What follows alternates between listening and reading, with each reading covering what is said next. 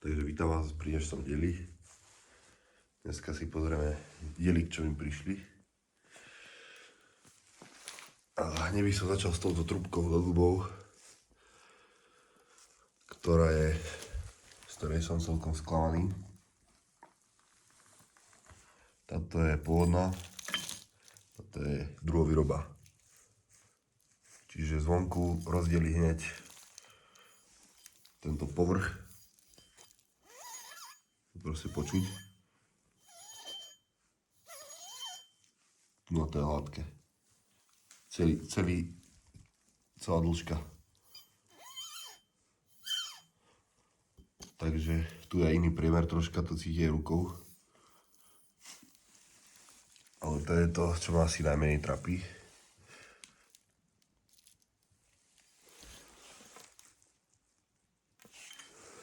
Ďalší rozdiel je toto vybratie na toto púzdro hliníkové. Tu na to vybratie má 43 mm do hĺbky. Čiže keď tam dám tú pôvodnú vložku, tak pretrčá. V tomto prípade v pôvodnej vidlici, v trúbke, to vybratie má 53 mm, presne o centimetr viac do hĺbky. Tu len to je pod tou segierkou, jak to má byť. Čiže to je ďalší nedostatok. Tu vyzerá znútra tá trúbka. Druhovýroba. Teraz si pozrieme originál. Je to proste hladké. Má aj dokonca aj iný priemer. Tá trúbka znútra. Keď si to takto dáme, neviem, či to bude vidno, je proste širšia.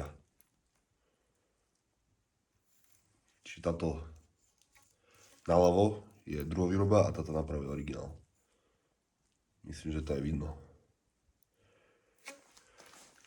Takže zajtra idem kontaktovať predajcu a budem sa snažiť asi o vrátenie peňazí, lebo toto nemá význam dávať na tú motorku. Ja si myslím. Medzi tým som troška už obrúsil ten epoxid na tej vidlici a zaleštil. Potom to vyskúšam ešte, či to bude nejak vadiť, aspoň dočasne zatiaľ. Čiže očakával by sa, že to bude vyrobené presne podľa originálu. Takisto aj toto. Zrazenie tu ani nie je. Keď to už niekto vyrába druhou výrobou, tak nech to je aspoň jednak jedné a nie, že takto nemá ani výkres pôvodný. Vyrába to len tak od brucha. Možno mám iba smolu, že to je nejaká piatková smena, ale nie je to dobré. Ďalej mi prišla reťaz. Ďalej mi prišla takáto reťaz. Je akože riadne mocná, česká výroba. 118 článkov.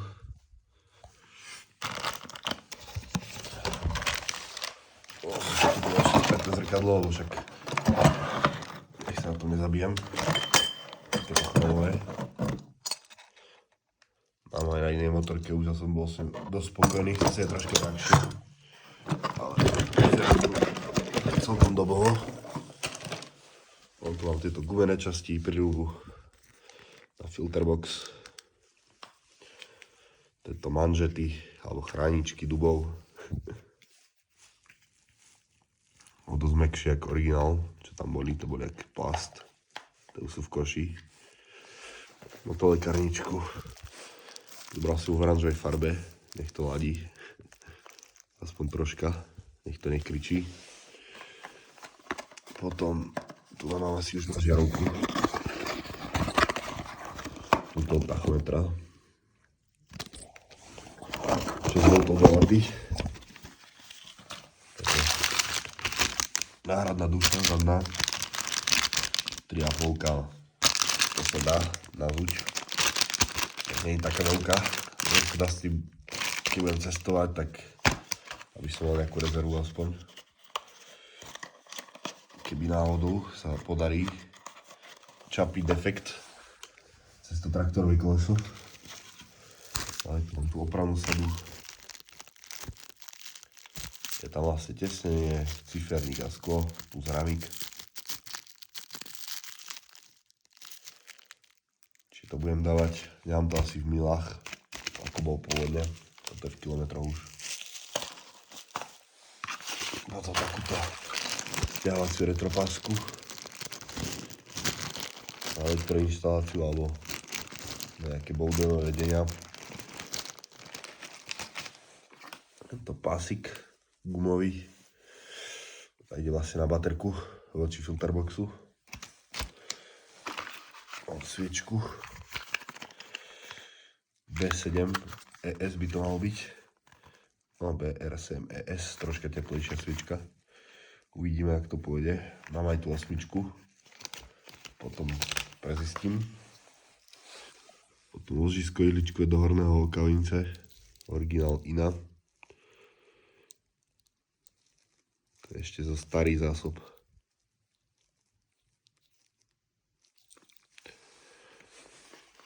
Piesný čap.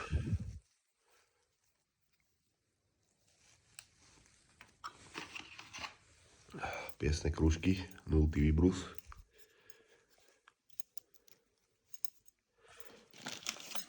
A takéto podložky vyrazovacie do prevodovky. Lebo niektoré sa mi ohli. Tak ich budem musieť nahradiť týmito. Takže okrem tej trúbky som celkom spokojný. To musím nejak doriešiť s predávajúcim a verím tomu, že sa nejak dohodneme rozumne.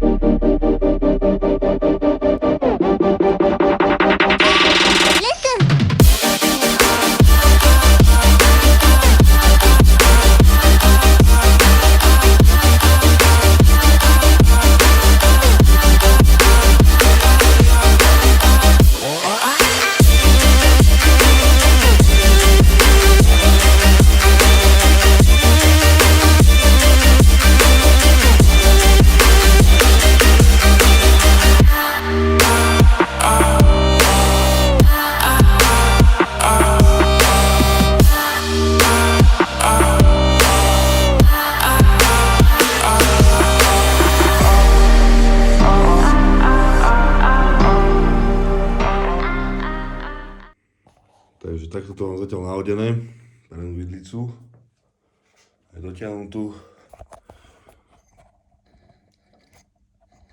Pekne ide. Dal som tam ten olej, čo som ukazoval v predošlom videu.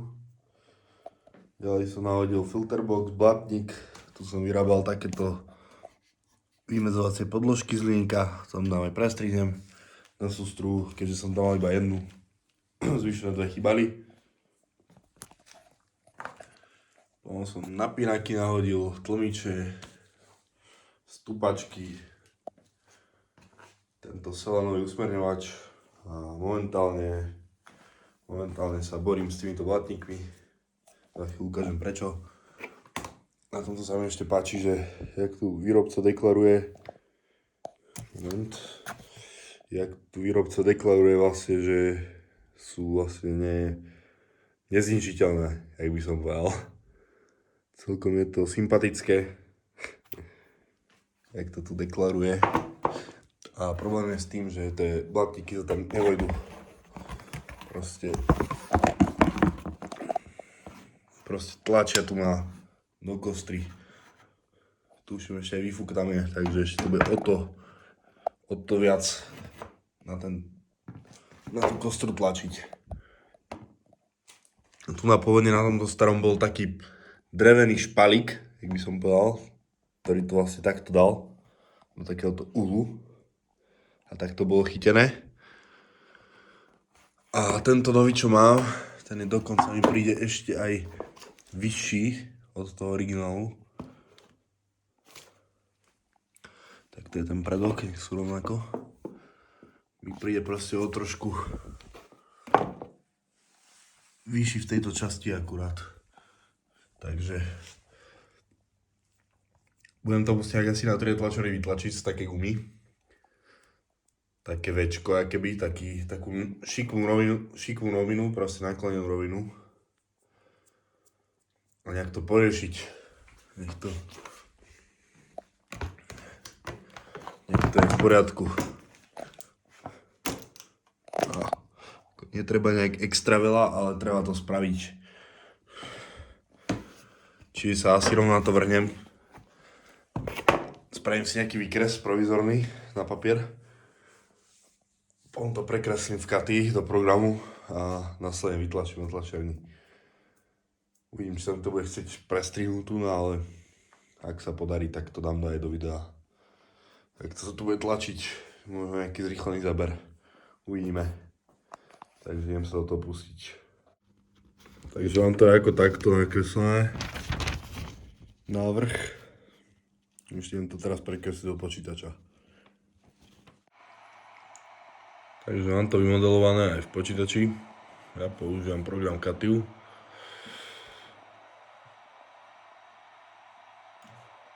Takže teraz si to otvoríme v Bamboo Studiu. Kde to mám už takto asi pripravené za chvíľu.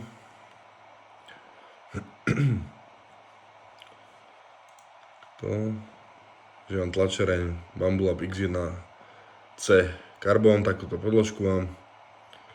304, materiál TPU95A, to je taká guma, tu troška tvrdšia, ale na toto použitie asi vodná. Jediné, čo som zmenil, sú tieto perimetre, aby to bolo pevnejšie. Takisto počet vrchných a spodných vrstiev zväčšil. A ešte výplň na 30%. Uvidíme, či to bude dosť mäkké, ale podľa mňa hej.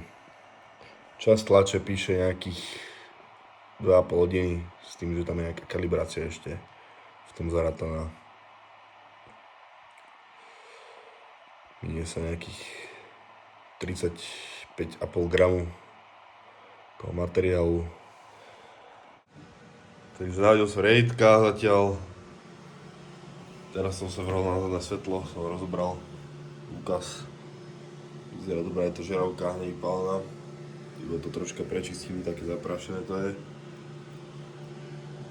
Som rozobral, že ten náhon tachometra toto púzdro budem vyrábať. Také zodraté. Môžete vidieť. No aj tá hredelka je troška chytená. Tu na. Keby z nej troška sústružilo. A to sa spraví. Treba ho troška rozhýbať, vyčistiť, lebo bol tam piesok, normálne bol počuť, ak to šrotuje. Chýbala tam táto skrutka, ak sa nemýlim. Buď táto, alebo táto. Už si nepamätám. Ale chýbala tam, tak sa tam dostal bordel. Medzi tým tu natlačím. Takže odsýpa to. Takže máme vytlačené.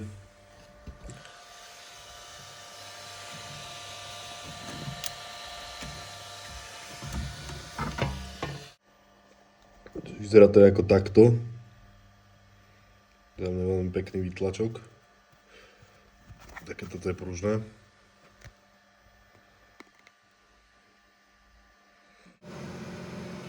Takže mierne som ešte upravil model.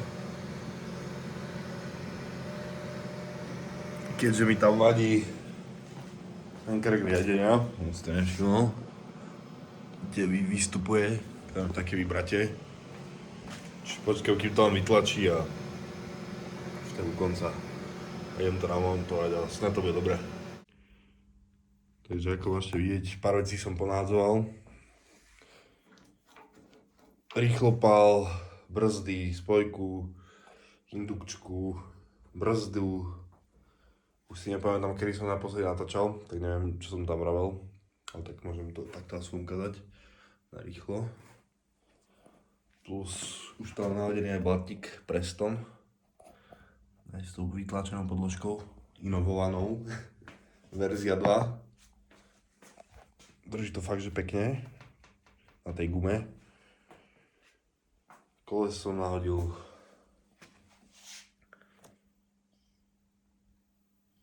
vyzerá to slubne, ešte brzdu budem musieť nahodiť tu. No bola také vedenie na tú brzdu, mám odložené, tak ešte to tam musím doplniť. Ale v celku tá motorka začína vyzerať fakt, že dobre. Konečne vidím, že sa to niekam hýbe. Takže som z toho celkom rád. Čo sa týka tej trubky, tak som volal pánovi, budem to posielať späť. A neostáva nič iné, iba striehnúť nejaký originál. Zatiaľ som to poškvrnil takto dozadu.